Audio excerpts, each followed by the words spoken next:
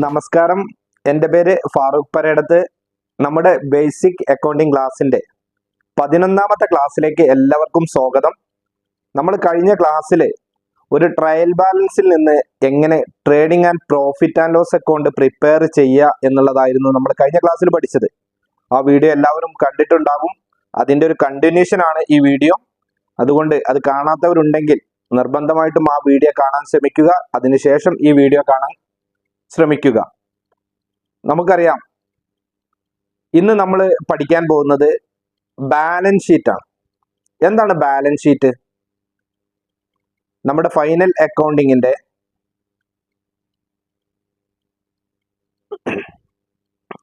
നമ്മുടെ ബിസിനസിന്റെ അല്ലെങ്കിൽ നമ്മുടെ കമ്പനിയുടെ ഫിനാൻഷ്യൽ പൊസിഷൻ കണ്ടുപിടിക്കുന്നതിനാണ് ബാലൻസ് ഷീറ്റ് നമ്മൾ പ്രിപ്പയർ ചെയ്യുന്നത്. അതൊരു സ്റ്റേറ്റ്മെന്റ് ആണ്. ബാലൻസ് ഷീറ്റ് ഒരു സ്റ്റേറ്റ്മെന്റ് ആണ്.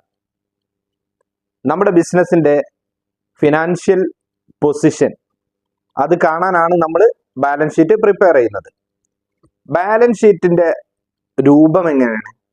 ബാലൻസ് ഷീറ്റിൽ ഒരു സൈഡ് അസറ്റ്, ഒരു സൈഡ് ലാബിലിറ്റി, ഇങ്ങനെയാണ് ബാലൻസ് ഷീറ്റിൽ ഉണ്ടാവുക. നമ്മുടെ ട്രയൽ ബാലൻസിൽ തന്നിട്ടുള്ള എല്ലാ അസറ്റുകളും നമ്മുടെ ബാലൻസ് ഷീറ്റിലേക്ക് എടുത്തെഴുതുന്നു. അതുപോലെ എല്ലാ ലാബിലിറ്റികളും നമ്മൾ ബാലൻസ് ഷീറ്റിലേക്ക് എടുത്തെഴുതുന്നു. ട്രയൽ ബാലൻസിൽ എക്സ്പെൻസ് ഉണ്ടാവും, അസറ്റ് ഉണ്ടാവും, ഇൻകം ഉണ്ടാവും, ലാബിലിറ്റി ഉണ്ടാവും, ക്യാപിറ്റൽ ഉണ്ടാവും. ക്യാപിറ്റൽ ഒരു ലാബിലിറ്റിയാണ്. അപ്പൊ നമ്മൾ trading and profit and loss അക്കൗണ്ടിലേക്ക് എല്ലാ ഡയറക്റ്റ് ഇൻകവും ഇൻഡയറക്റ്റ് ഇൻകവും ഡയറക്റ്റ് എക്സ്പെൻസും ഇൻഡയറക്റ്റ് എക്സ്പെൻസും നമ്മൾ എഴുതി കഴിഞ്ഞു. കഴിഞ്ഞ പ്രാവശ്യം നമ്മൾ trading and profit and loss account കണ്ടുപിടിച്ചു. അതിൽ നമുക്ക് നെറ്റ് പ്രോഫിറ്റ് ആണ് കിട്ടിയിട്ടുള്ളത്. ഈ നെറ്റ് പ്രോഫിറ്റ് ഓണർ കൊണ്ടുപോവുകയാണെങ്കിൽ അദ്ദേഹത്തിന് കൊടുക്കുക. അതല്ലെങ്കിൽ നമ്മൾ എന്ത് ചെയ്യും? നമ്മുടെ ഓണറുടെ ക്യാപിറ്റലിലേക്ക് നമ്മൾ ആഡ് ചെയ്ത് കൊടുക്കും.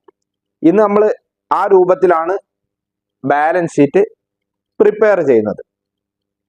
അപ്പോൾ നിങ്ങളോട് പറയാനുള്ളത്, എൻ്റെ ചാനൽ ആദ്യമായിട്ടാണ് കാണുന്നതെങ്കിൽ നിങ്ങൾ സബ്സ്ക്രൈബ് ചെയ്യുക, ലൈക്ക് ചെയ്യുക, മറ്റുള്ളവരിലേക്ക് കൂടി ഷെയർ ചെയ്ത് കൊടുക്കുക. വീഡിയോ സ്കിപ്പ് ചെയ്യാതെ കാണാൻ ശ്രമിക്കുക. ട്രയൽ ബാലൻസിൽ ഉള്ള എല്ലാ ഇൻകവും എക്സ്പെൻസും നമ്മുടെ ട്രേഡിംഗ് അക്കൗണ്ടിലേക്കും പ്രോഫിറ്റ് ആൻഡ് ലോസ് അക്കൗണ്ടിലേക്കും എഴുതി കഴിഞ്ഞു. എല്ലാ ഡയറക്റ്റ് ഇൻകവും ഡയറക്റ്റ് എക്സ്പെൻസും നമ്മൾ ട്രേഡിംഗ് അക്കൗണ്ടിലും, എല്ലാ ഇൻഡയറക്റ്റ് ഇൻകവും ഇൻഡയറക്റ്റ് എക്സ്പെൻസും പ്രോഫിറ്റ് ആൻഡ് ലോസ് അക്കൗണ്ടിലും നമ്മൾ എഴുതി. എന്നിട്ട് അതിൽ നിന്ന് നെറ്റ് പ്രോഫിറ്റ് നമുക്ക് കിട്ടി. ഈ നെറ്റ് പ്രോഫിറ്റ് ഓണർക്ക് അവകാശപ്പെട്ടാണ്. അപ്പോൾ ഓണർ കൊണ്ടുപോകണമെങ്കിൽ അദ്ദേഹത്തിന് കൊടുക്കുക. അതല്ലെങ്കിൽ അദ്ദേഹത്തിന്റെ ക്യാപിറ്റലിലേക്ക് നമ്മൾ ആഡ് ചെയ്ത് കൊടുക്കും. ആ രൂപത്തിലാണ് നമ്മൾ ബാലൻസ് ഷീറ്റ് പ്രിപ്പയർ ചെയ്യുന്നത്. അപ്പൊ നമുക്ക് നേരിട്ട് വീഡിയോയിലേക്ക് കടക്കാം. ഇതാണ് ബാലൻസ് ഷീറ്റിന്റെ ഫോർമാറ്റ്.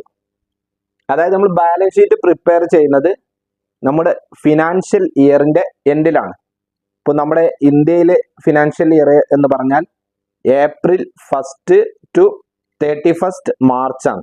അപ്പോൾ നമ്മളിപ്പോൾ പ്രിപ്പയർ ചെയ്യുന്നത് ബാലൻസ് ഷീറ്റ് ഹെഡ് കൊടുക്കുന്നു ആസ് ഓൺ 31 മാർച്ച് 2019, അതായത് മാർച്ച് 31, 2019 ബാലൻസ് ഷീറ്റാണ് നമ്മൾ പ്രിപ്പയർ ചെയ്യാൻ പോകുന്നത്. നമ്മുടെ കഴിഞ്ഞ ട്രയൽ ബാലൻസിൽ നമ്മൾ തന്ന ബാലൻസ് ഷീറ്റിലേക്കുള്ളതും അതേപോലെ ട്രേഡിംഗ് അക്കൗണ്ടിലേക്കും പ്രോഫിറ്റ് ആൻഡ് ലോസ് അക്കൗണ്ടിലേക്കും ഒക്കെ ഉള്ളത് നമ്മൾ എന്ത് ചെയ്തിട്ടുണ്ട്? മാർക്ക് ചെയ്തിട്ടുണ്ട്. അപ്പോൾ നമ്മൾ അതിൽ നിന്ന് ട്രേഡിംഗ് അക്കൗണ്ടിലേക്കും പ്രോഫിറ്റ് ആൻഡ് ലോസ് അക്കൗണ്ടിലേക്കും ഒക്കെ നമ്മൾ കഴിഞ്ഞ ക്ലാസ്സിൽ എടുത്ത് എഴുതിയിട്ടുണ്ട്. ഇനി ബാലൻസ് ഷീറ്റിലേക്കുള്ളതാണ് നമ്മൾ എഴുതാനുള്ളത്. അപ്പൊ അതാണ് നമ്മൾ എഴുതാൻ പോകുന്നത്. അപ്പൊ നമ്മൾ ബാലൻസ് ഷീറ്റിലേക്ക് നമുക്ക് ആദ്യം ലാബിലിറ്റി നമ്മൾ പറഞ്ഞിട്ടുണ്ട്. ക്യാപിറ്റൽ ആണ് നമ്മൾ ആദ്യം എഴുതാൻ പോകുന്നത്. ക്യാപിറ്റൽ എന്തുകൊണ്ട് ലാബിലിറ്റി ആയി? ക്യാപിറ്റൽ എൻറ്റിറ്റി കോൺസെപ്റ്റ് നമ്മൾ പഠിച്ചിട്ടുണ്ട്. അതായത് സെപ്പറേറ്റ് എൻറ്റിറ്റി, ബിസിനസ് വേറെ, ഓണർ വേറെ. അപ്പോൾ ഓണർ ബിസിനസ്സിലേക്ക് എന്തൊക്കെ കൊടുത്തിട്ടുണ്ടോ അതൊക്കെയാണ് ക്യാപിറ്റൽ എന്ന് പറയാം. അപ്പോൾ ഓണർക്ക് നമ്മൾ ബിസിനസ് തിരിച്ചു കൊടുക്കേണ്ടതാണത്. അതുകൊണ്ടാണത് ലാബിലിറ്റി ആണ് എന്ന് പറയുന്നത്. അപ്പൊ നമ്മൾ ആദ്യം ക്യാപിറ്റൽ എഴുതാൻ പോകണം. ക്യാപിറ്റൽ എത്ര തന്നെ എമൗണ്ട് നമ്മളോട് പറഞ്ഞിരുന്നത് കഴിഞ്ഞ ക്ലാസ്സിൽ? 28,950. നമ്മൾ ഇവിടെ ഇന്നർ സൈഡിലാണ് എഴുതുന്നത്. 28,950. ഓക്കെ, കാരണം എന്താ വെച്ചാൽ നമുക്ക് ഇതിലേക്ക് നെറ്റ് പ്രോഫിറ്റ് ആഡ് ചെയ്യാണ്ട്. ഇപ്പൊ നമ്മള് പിന്നെ ട്രയൽ ബാലൻസിൽ ഡ്രോയിങ്സ് തന്നിക്കണമെങ്കിൽ ഡ്രോയിങ്സ് നമ്മൾ ക്യാപിറ്റലിൽ നിന്ന് മൈനസ് ചെയ്യണം. നമ്മൾ ഈ വർക്കിൽ ഡ്രോയിങ്സ് തന്നിട്ടില്ല. നെറ്റ് പ്രോഫിറ്റ് ആയതുകൊണ്ട് നമ്മൾ എന്ത് ചെയ്യണം, ക്യാപിറ്റലിനോട് കൂടി ആഡ് ചെയ്ത് കൊടുക്കണം. ഇനി നെറ്റ് ലോസ് ആണെങ്കിലോ, നെറ്റ് ലോസ് ആണെങ്കിൽ ക്യാപിറ്റലിൽ നിന്ന് മൈനസ് ചെയ്യണം, ലെസ് ചെയ്യണം. ഓക്കെ, അപ്പൊ നമ്മൾ ഇവിടെ ആഡ് നെറ്റ് പ്രോഫിറ്റ് ആണ് കേട്ടോ. നെറ്റ് പ്രോഫിറ്റ് എത്രയാണ് നമുക്ക് കിട്ടിയത് കഴിഞ്ഞ പ്രാവശ്യം? നെറ്റ് പ്രോഫിറ്റ് 15,100 ആണ്. എന്നിട്ട് ഇത് രണ്ടും കൂടി കൂട്ടിയ എമൗണ്ട്, അതായത് 44,050 ആണ്. അത് നമ്മൾ ഇവിടേക്ക് എടുത്ത് എഴുതുന്നു. 44,50, 44,050 ആണ് ഇപ്പൊ ക്യാപിറ്റൽ. അതൊരു ലാബിലിറ്റി ആണല്ലോ.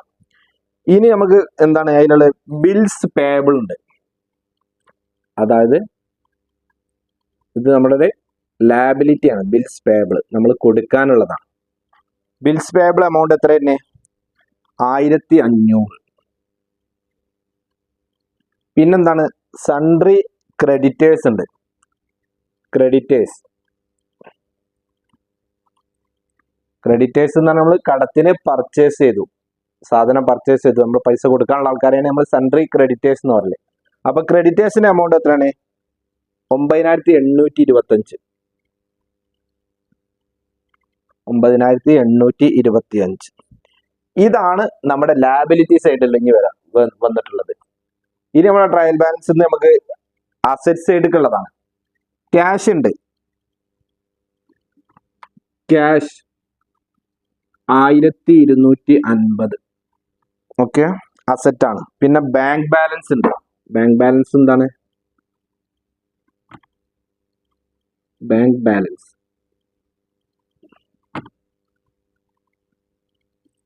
Bank balance 2,375. അടുത്തത് എന്താണ്?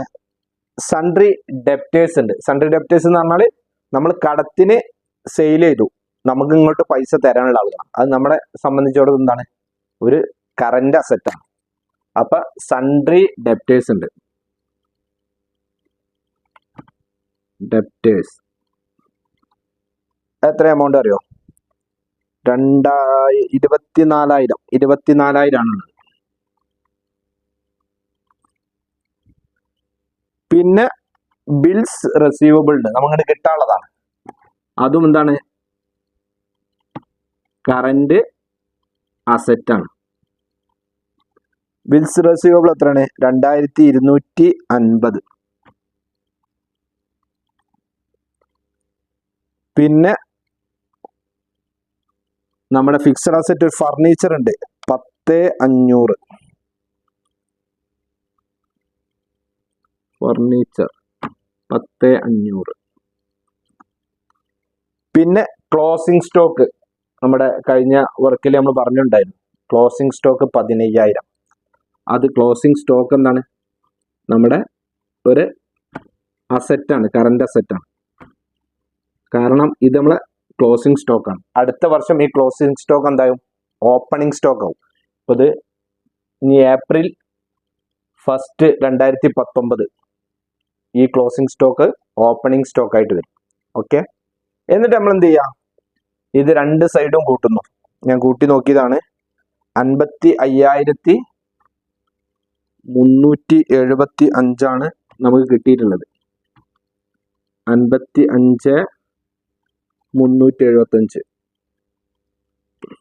ഇവിടെ കൂട്ടിയപ്പോഴും 55,375.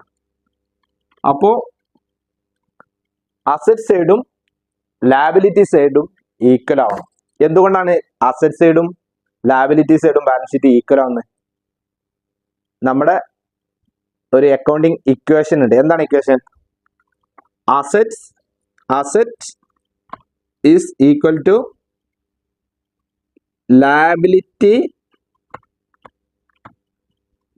Plus capital. ഇതാണ് നമ്മളെ അക്കൗണ്ടിങ് ഇക്വേഷൻ. അതായത് അസറ്റിന് തുല്യമാണ് എന്ത്? ലാബിലിറ്റിയും ക്യാപിറ്റലും കൂടി കൂട്ടിയാൽ. ഇപ്പൊ ഇത് അസറ്റ് ഇതാണ്, ഇതിന് തുല്യമാണ് എന്ത്?